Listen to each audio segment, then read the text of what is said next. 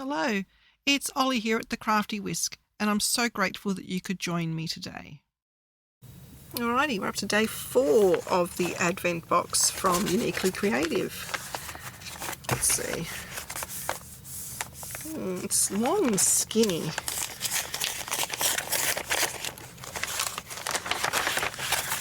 Oh, we have a die. So this one is called a mini film strip die. Now I think that will be long enough to fit on a slimline as well, so you can use it across all your different sizes of cards. And it doesn't have to be a film strip, it can just be a decorative border. You could even cut it in half. Once you've die cut it out, cut it in half and you get a different kind of look altogether. It might actually be quite cute for like a castle turret or something. You know, got to think outside the box and make the most of our supplies.